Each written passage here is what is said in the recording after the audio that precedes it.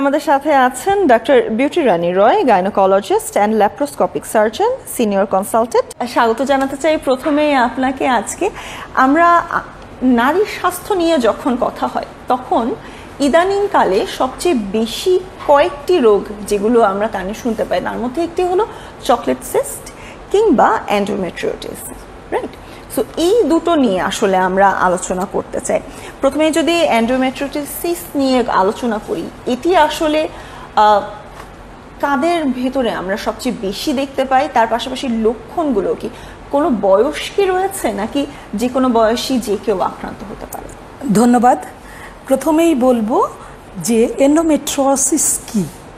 Endometriosis রোগটি সম্পর্কে সমাজে ধারণাটা অপ্রতুল, কিন্তু আমরা স্ত্রীরোগ চিকিৎসায় দেখতে পাই যে প্রতি 10 জন নারীর মধ্যে একজন এই এন্ডোমেট্রিওসিস রোগে ভোগে, এবং তাদের মধ্যে কিশোরী থেকে শুরু করে ম্যানোপৌজাল মাসিক সেরে যাওয়া পরবর্তী মহিলারাও রয়েছেন। এর মধ্যে বন্ধ্যাত্ব রোগীরা একটা বিশাল গ্রুপ, যেখানে এন্ডোমেট্রিওসিস রোগে সাফার করে। ধরা হয় 3 জন বন্ধ্যাত্ব রোগীর মধ্যে একজন এন্ডোমেট্রিওসিস রোগে ভোগে। এখন এন্ডোমেট্রিওসিস জিনিসটা বুঝতে হলে একজন নারী দেহের জরায়ু, সেই জরায়ুর ভেতরে থাকে একটি লেয়ার বা পর্দা, যে পর্দাটাকে বলে এন্ডোমেট্রিয়াম, যেটি মাসিকের সময় সেই এন্ডোমেট্রিয়ামে মাসিক চক্রে যে চেঞ্জ হয়, এবং মাসিক চক্রের যখন মাসিকের সময় তখন এন্ডোমেট্রিয়ামটি ঝরে পড়ে এবং সেটি ন্যাচারাল অরিফিস বা ভ্যাজাইনা দিয়ে সেই মাসিকটি আসে।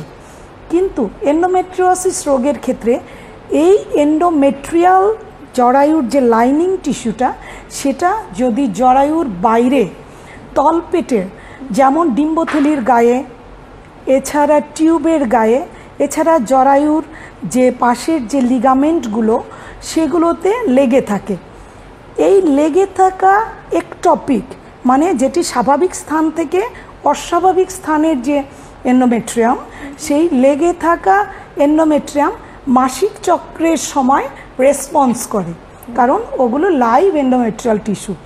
তো এই রেসপন্সটার কারণে ওখানে অল্প অল্প করে মাসিকে যেমন ব্লিডিং হয়, ওখানেও রক্তক্ষরণ হতে থাকে।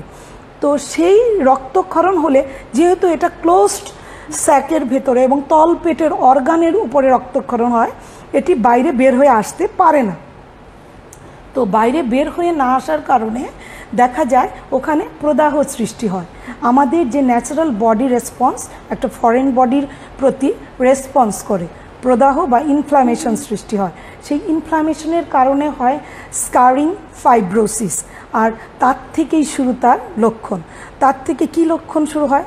যেহেতু এটি একটি অন্য জায়গার টিস্যু তলপেটের বিভিন্ন অর্গানে জমা হয়, সেই লক্ষণ হিসাবে তীব্র তলপেট ব্যথা, কিন্তু সেটা দিনে দিনে দিনে দিনে প্রোগ্রেসিভ বা বাড়তে থাকে।